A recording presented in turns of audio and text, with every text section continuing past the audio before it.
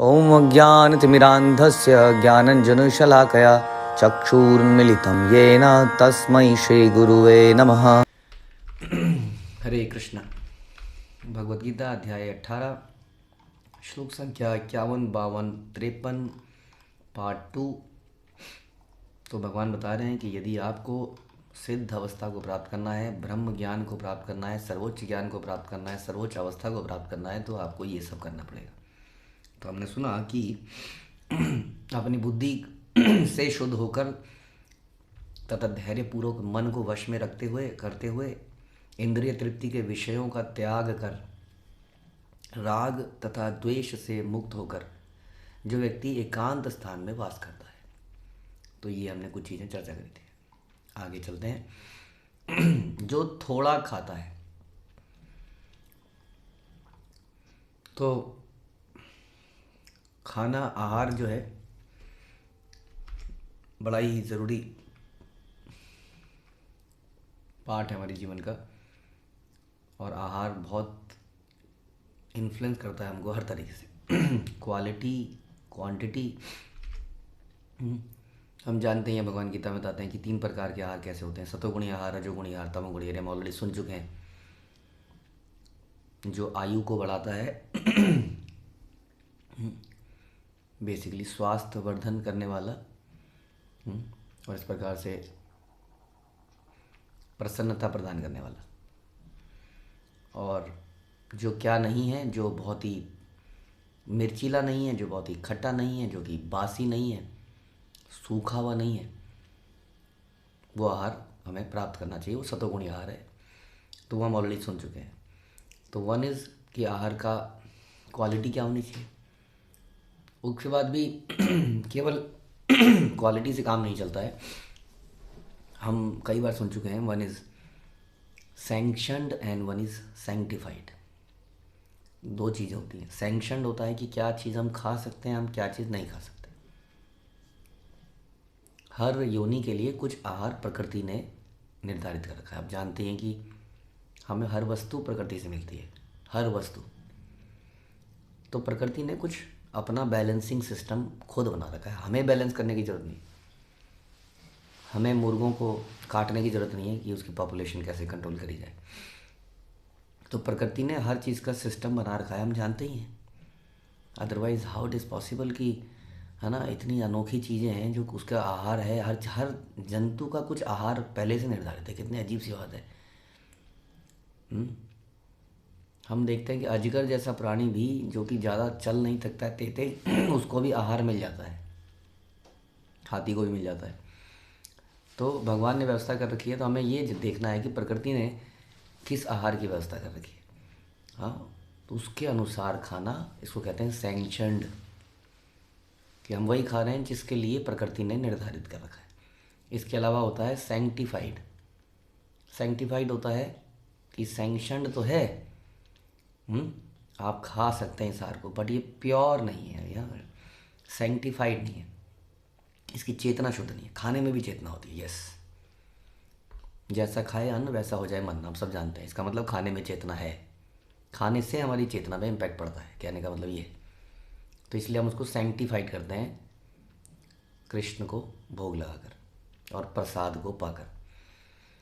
अब ये होने के बाद भी तीसरी चीज़ हो जाती है, वो आती है quantity, which is again important.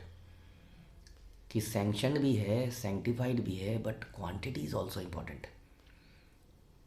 Although in the beginning years of devotional service, जब हम शुरू कर रहे होते हैं डिवोशनल सर्विसेज को, तब इन चीज़ों पे इतना ध्यान नहीं दिया जाता, क्योंकि बेसिक हमारा उद्देश्य होता है कि कैसे हम बाहर की नॉन सैंक्शनड, अनसैंक्टिफाइड चीज़ों को से कैसे बचें। इसलिए यदि हम ज़्यादा भी खा रहे हैं ऐसे में प्रसाद को, तो इट्स ओके। बट यदि हम भक्ति में आगे जाना चाहते हैं, तो आप जानते ही हैं, अत्याहार, जैसा बताया जाता है कि अत्याहार जो है बाधक है हमारी भक्ति में। ऐसा कई पर्पट्स में भी आप पढ़ते हैं। श्रील प्रभुपाद के भक्ति सिद्धांत सरस्वती ठाकुर भी इस बारे में बड़े स्ट्रिक्ट थे कि कोई डिवोटी यदि मोटा होता जा रहा है, there may be some reasons, medical reasons, but otherwise तो देयर इज़ अ प्रॉब्लम। इसका मतलब वो ज़्यादा खा रहा है, कम सेवा कर रहा है भगवान की। तो इसलिए वो अक्सर कहते थे कि ये जो मोटापा है ये गुड सिम्टम नहीं है। If it is not medically related, it is not a good symptom. That means हम लोग लेज़ी बन रहे हैं समहाउ, ज़्यादा खा रहे हैं। ज़्यादा खाने से हम जानते ही हैं कि ज़्यादा खाने से एनर्जी ज़्यादा नहीं होती है, ज़्यादा खाने से एनर्जी कम हो जाती है। आप देखेंगे इसको, अगर आप देख लें, आप कभी भी कम खा के देखिए, आपको हल्का फुल्का और एनर्जेटिक लगेगा पूरे दिन में। अब इतना कम नहीं कि आप गिर पड़ें, लेकिन अगर आप बहुत ज़्यादा गले तक भर लेंगे तो आपको लेदार बिल्कुल लगेगा, आप लेट जाएं थोड़ी देर। हाँ, मेडिकली भी उसके अंदर, क्योंकि उसको पचाने के लिए इतनी एनर्जी लग जाती है कि उतनी एनर्जी तो हमें मिलती नहीं, इतनी एनर्जी उसको पचाने में लग जाती है, फिर कई सारी बीमारियाँ हो जाती हैं। तो इट इज़ वेरी इंपॉर्टेंट कि हम खाने से रिलेटेड इन तीनों चीज़ों का ध्यान रखें कि it is sanctioned, it is sanctified and it as well as the quantity is appropriate. किसकी क्या अप्रोप्रिएट क्वांटिटी है ये हम नहीं जज कर सकते। इसका कोई रूल नहीं है कि आदमी को 1 रोटी खानी चाहिए, आदमी को 4 रोटी खानी चाहिए। ये हर किसी को खुद डिसाइड करना है। लेकिन ऐसा देखा गया है कि अब जनरली हम लोग अधिक खाना खा लेते हैं, अधिक खाना खाते हैं क्योंकि हमारी हैबिट्स चली आ रही हैं पिछले समय से।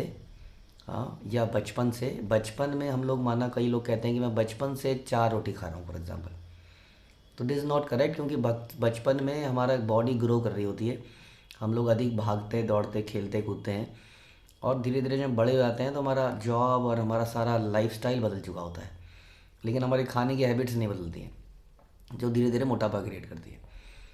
और कई सारे नियम हैं खाने के, तो बहुत सारे नियम हैं खाने में स्वास्थ्य से related. It is very important, हमें इस पर ध्यान देना चाहिए। हमारे बड़े बड़े आचार्यों ने, भक्ति विनोद ठाकुर, श्रील प्रभुपाद ने भी कई जगह बोला है कि our health is very important. Health सही रहती है तो हमारे विचार भी सही रहते हैं। हम लोग परमहंस नहीं है, हमारी हेल्थ ख़राब होती है तो हमारी जपा पर इम्पैक्ट पड़ने लगता है, हमारे भावों पे इम्पैक्ट करने लगता है, हमारे अंदर बेमतलब के ख्याल आने लगते हैं, बिस्तर पे लेटे लेटे हम पागल हो जाते हैं। हमें इसलिए health is very important. Health में हमारा खाना सबसे इंपॉर्टेंट। आप जानते हैं it is not very important कि हम बहुत ज़्यादा एक्सरसाइज करें डेली, अगर हम अपना खाना नियमित कर लें तो कम मिनिमम एक्सरसाइज से भी आपका ज़िंदगी चल सकती है बड़े आराम से, बट प्रोवाइडेड कि हमारा आहार उचित हो, सही समय पर लिया जाए, सही क्वांटिटी में लिया जाए। Already obviously sanction and sanctified तो लिया ही जाए, लेकिन समय और क्वांटिटी भी बड़ा इंपॉर्टेंट है। हमारे पास खाने का एक समय होना चाहिए। आप जानते हैं यदि आप खाने का एक समय रखते हैं तो आप देखेंगे कि उस समय पर आपको अपने आप भूख लगने लग जाएगी। यदि आप रोज़ सवेरे माना 11 बजे प्रसाद पाते हैं, 12 बजे पाते हैं, तो अपने आप 12 बजे आपको लगने लगेगा। हाँ, बॉडी क्लॉक आपको याद दिलाती है कि खाने का समय हो गया है, सोने का समय हो गया है। तो our life should be regulated, युक्त आहारस्य विहारस्ते, जैसा भगवान गीता में बोलते हैं। वो व्यक्ति सारे प्रॉब्लम्स, कई सारी प्रॉब्लम से दूर हो जाता है जो अपने लाइफ को रेगुलेट कर लेता है। इसलिए खाने का क्वांटिटी इज़ ऑल्सो, इसको उदर उदर वेग, उदर वेग इज़ अबाउट क्वांटिटी, जिव्या वेग इज़ अबाउट टेस्ट, एंड उदर वेग इज़ अबाउट क्वांटिटी। हमें इस वेग को कंट्रोल करना चाहिए, हमें सोचना चाहिए। और भी कई नियम है। ऐसा बताया जाता है कि जैसे हमारा पेट है, उस पेट में हम 50% आहार डालें, 25% उसमें लिक्विड चीज़ें हो सकती हैं, और 25% एयर खाली रहना चाहिए हमेशा ही। हाँ, तो अपनी भूख से कम, थोड़ा सा कम खाएं।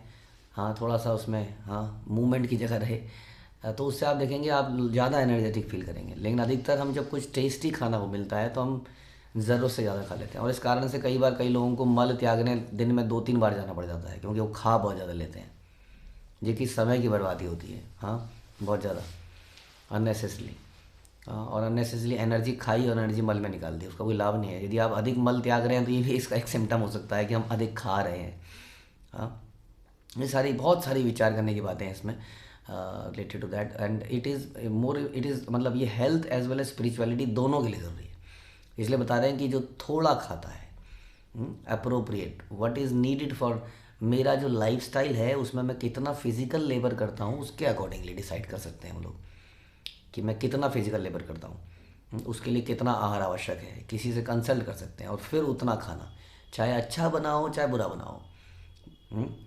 खाने को प्रॉपर्ली बैलेंस करना चाहिए हमें कई चीज़ों से, उसमें सब्जियाँ, उसमें दालें, उसमें क्या क्या, not based on our taste, but for health and also जो भगवान को प्रिय है। तो इस प्रकार से जो थोड़ा खाता है और अपने शरीर, मन तथा वाणी को वश में रखता है, मनसा हम जिव्या वेगम उदर उपस्थ वेगम मनसा क्रोध वेगम सुनते हैं। ये जो वेग हैं ये हमारी भक्ति के बहुत बड़े बाधक हैं। हाँ, उसमें से हमने अभी सुना एक तरह से उदर वेग कम, आप बता रहे हैं शरीर और मन तथा वाणी को वश में रखता है। मनसा, जिव्या, उदर, उपस, ये सब आ गए इसके अंदर। शरीर मन तथा वाणी को मन वश में रखना। तो शरीर और मन, अब शरीर तो मन के द्वारा नियंत्रित होता है क्योंकि इंद्रियों के ऊपर मन है।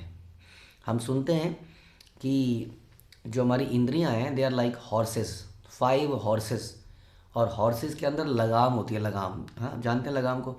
तो जो लगाम है वो है हमारा मन, जो उसको कंट्रोल करता है। और लगाम को पकड़ने वाला कौन है? बुद्धि। यानी कि हॉर्सेस को अगर नियंत्रण करना है, 5 घोड़ों को, which are like ears and eyes and nose and skin, तो ये जो 5 सेंसेस हैं, इन सेंसेस को अगर कंट्रोल करना है तो बुद्धि कैसे कंट्रोल करती है? मन के द्वारा, क्योंकि लगाम तो घोड़े की नाक से निकलती है ना। अगर घोड़े को रोकना है तो लगाम खींचनी पड़ती है। ये लगाम मन है, मन की आवश्यकता पड़ती है, लेकिन मन से अब शरीर को कंट्रोल कर सकते हो, और शरीर को मन को बुद्धि से कंट्रोल करता है। तो इसलिए यहाँ बता रहे हैं इनको कंट्रोल करना है और बुद्धि को शुद्ध करना है। हम पहले सुन चुके हैं, शुद्ध बुद्धि ही सही कंट्रोल करेगी। तो अपने शरीर, मन और वाणी को भी वश में रखता है। ये वाणी भी बड़ी इंपॉर्टेंट है। जैसे अभी हमने चर्चा करा था कि टेस्ट एंड शब्द बोलना 2 कार्य है इसके।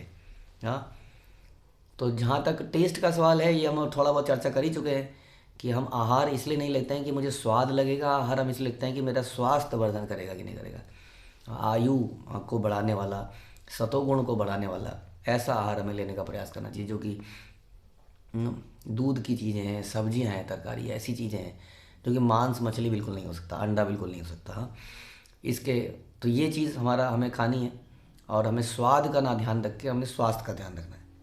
एक तो ये हो गया। उसके बाद है वाणी का कार्य क्या है? बोलना। तो हमें जीव से केवल कृष्ण प्रसाद पाना चाहिए और जीव से केवल कृष्ण का नाम लेना चाहिए, या कृष्ण संबंधी विषयों में ही चर्चा करनी चाहिए। बाकी चर्चा करने से प्रजल्प होता है, पाप होते हैं, अपराध होते हैं, बहुत कुछ हो जाता है। ये जीव जो है बड़ी खतरनाक अस्त्र है हमारे हाथ में, है कि नहीं? ये शब्द ऐसे घुसते हैं दूसरे के हृदय में कि कभी वो निकलते ही नहीं है सामने वाले के हृदय से। और अक्सर ये ऐसे वर्ड हमसे निकल ही जाते हैं। कई बार हम मजाक में कुछ ऐसे शब्द बोल देते हैं। हमारी आदत है मजाक करने की। कई बार हम मजाक करते हैं ना, जोक क्रैक करते हैं, क्योंकि जोक क्रैक करके हम सबको हंसा देते हैं, और हम अपने उस सभा में हम एक बड़े बढ़िया व्यक्ति साबित हो जाते हैं। अरे ये व्यक्ति आएगा सबको हंसाएगा, और अपने इस नाम के चक्कर में हम ज़बरदस्ती, ये हमारी हैबिट बन जाती है, इसकी टांग खींचना, उसकी टांग खींचना, और इससे बहुत सारे अपराध होते हैं। प्रजल्प इसको कहते हैं। प्रजल्प नहीं करना चाहिए एक भक्तिमय व्यक्ति को। उसको सोचना चाहिए कि जो मैं बोल रहा हूँ क्या उसका रियली कोई वर्थ है, बोला जाए ना बोला जाए। ज़रूरी नहीं है कि हमारी ज़बान मेंढक की तरह टर टर करे। शिला प्रभुपाद कहते थे कि जब मेंढक टर टर करता है रात को, तो सांप को पता लग जाता है, और सांप धीरे धीरे जाके उसको निगल जाता है पीछे से। इसलिए अधिक बोलकर हम अपनी मृत्यु को बुलावा देते हैं। इसलिए बोलने से पहले सोचना बड़ा ज़रूरी है कि क्या ये बोलना ज़रूरी है, नहीं तो नहीं बोलना चाहिए। और यदि कृष्ण संबंधी विषय हो तो बोलते रहना चाहिए, जितना हो सके। हाँ, तो इस प्रकार से वाणी को हमें वश में करना चाहिए, जो कि अभी आज की डेट में बहुत बोलती है। ये बोलना बहुत बड़ी बीमारी बन चुका है। कलयुग में ऐसा एक ट्रेंड बन गया है कि जो बोलता है ज़्यादा वो ज़्यादा इंटेलिजेंट है। ये एक संसार में एक सामान्य मान्यता है। इसलिए बोलने की ट्रेनिंग दी जाती है। Spoken English is more important then what ever you can grasp and think of. आप बोल कितना अच्छा सकते हो। आपके ग्रुप डिस्कशंस करे जाते हैं। जो ग्रुप डिस्कशन में बढ़िया बोलता है, ही गेट्स मोर वेटेज। हाँ, तो ये ज़माना ऐसा है। इसलिए प्रभुपाद कहते हैं कि जब ज़माना ही बोलने का है तो युग धर्म भी बोलने का है, युग धर्म भी ध्यान का नहीं है। इसलिए युग धर्म में क्या करते हैं? हम बोलते रहते हैं। क्या? हरे कृष्ण कृष्ण कृष्ण हरे हरे, हरे राम राम राम हरे हरे। तो इसलिए बोलते रहना है। यही सबसे बड़ा वाणी को वश में रखना है। ओके, तो इस प्रकार से हमने आज पढ़ा सुना कि खाना कितना चाहिए, खाने पे कैसा कंट्रोल होना चाहिए, और शरीर, मन और वाणी। इस प्रकार से हम करेंगे तो हम धीरे धीरे कहाँ पहुँचेंगे? सिद्ध अवस्था को, ब्रह्म ज्ञान, परमात्मा भगवान के ज्ञान को प्राप्त करेंगे। हरे कृष्ण। श्रील प्रभुपाद की जय, भगवद गीता की जय।